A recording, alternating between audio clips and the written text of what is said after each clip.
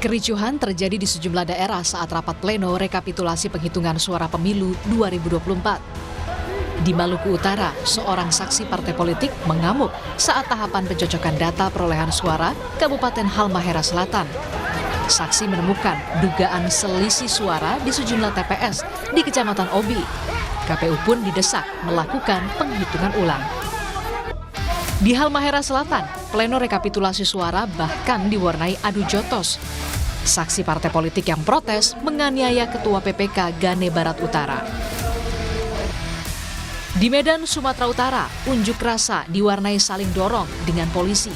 Massa menuntut KPU Kota Medan menghitung ulang suara setelah ada dugaan penggelembungan dan pengalihan suara ke salah satu partai.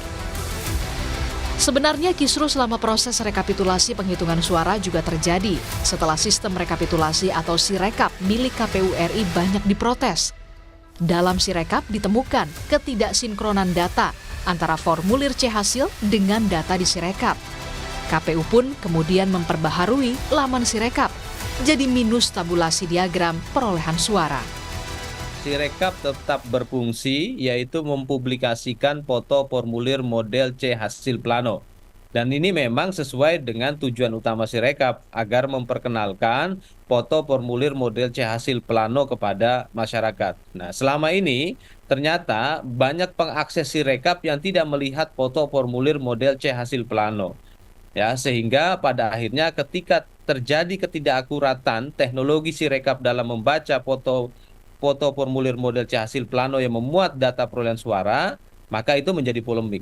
Nah, sekarang untuk tidak terjadi disinformasi lagi ke depan, maka kami hanya menampilkan foto formulir model C hasil plano.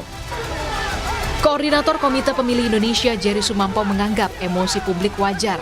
Keganjilan Sirekap membuat gaduh hingga akhirnya publik mendorong penghitungan suara berjenjang. Ya, karena Sirekap ini kan mempengaruhi opini dan membuat kita gaduh ya. Karena sudah terbukti sejak awal memang Sirekap ini nggak bisa dipegang gitu ya. Jadi saya kira kita lebih baik kembali kepada yang manual aja. Sehingga orang tidak keburu mengklaim gitu ya. Kemudian kalau ada lonjakan-lonjakan suara yang tidak wajar juga orang tidak buru-buru untuk menyalahkan satu pihak. Ricuh penghitungan suara di sejumlah daerah hingga permasalahan Sirekap yang jadi polemik tentu harus menjadi bahan evaluasi bagi KPU RI. Jangan sampai timbul kecurigaan hingga terkikisnya kepercayaan publik terhadap penyelenggara pemilu. Tim Liputan, Kompas TV.